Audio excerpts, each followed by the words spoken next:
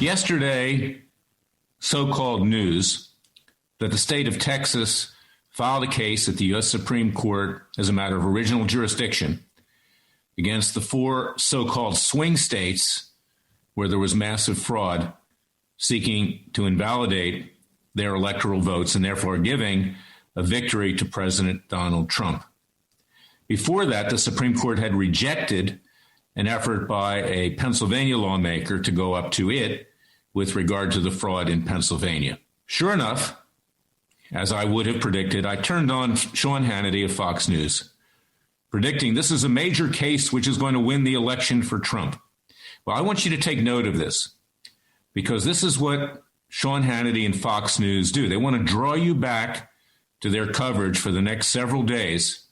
This matter will be over probably by Monday when the Electoral College meets.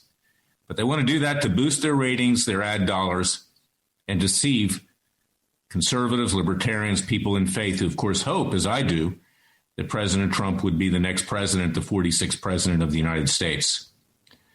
But as I say in my book, it takes a revolution. Forget the scandal industry. Read the book. You can find it at Amazon.com. Read my lips. This simply ain't going to happen.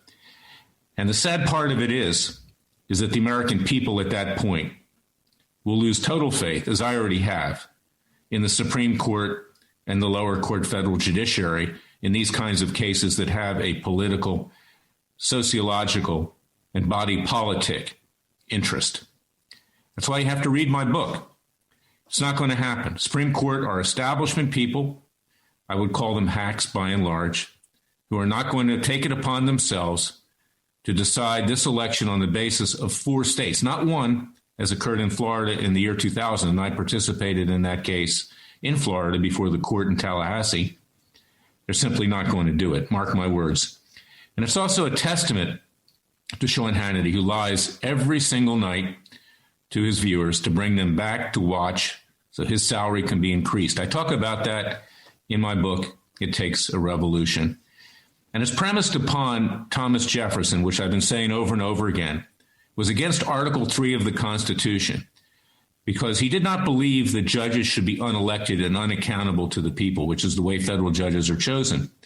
They're bought and paid for through political campaign contributions and other perks by sleazy public interest groups such as law firms, such as corporations, such as others who want their yes man or their yes woman on the bench.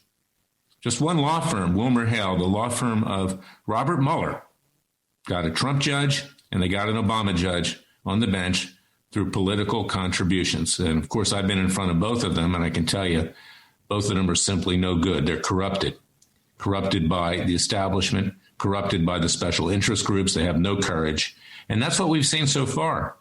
Many of the judges who have rejected Trump's appeals, his cases and then appeals, filed by Rudy Giuliani and Jenna Ellis and others, Sidney Powell. Many of them have been Trump-appointed judges. And now we can expect that the justices will do the same thing of the Supreme Court. So this is very important. It's educational for the American people. It's tragic. It is tragic. But it's why we are in a revolution.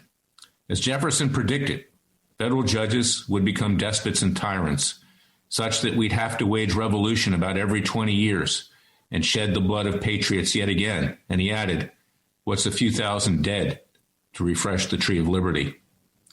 And as I've also said, he didn't want to see violence, and I don't want to see violence. And we're doing everything we can to prevent that. And I have solutions that we can attempt before others, not us, get to that point of waging a bloody revolution, which will surely occur if we do not succeed. So purchase my book. It Takes a Revolution. Forget the scandal industry. Forget the scandal industry as meaning turn off Hannity and people like that who deceive you every single night. Don't watch Newsmax. Newsmax is run by Christopher Ruddy. He's the CEO. He founded it, gave $1 million to the Clinton Foundation.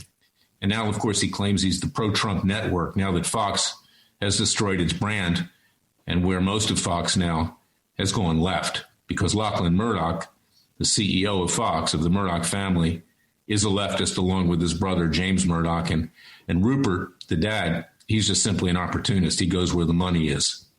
That's the bottom line. The country has been made wholly corrupt. The government, there is no government.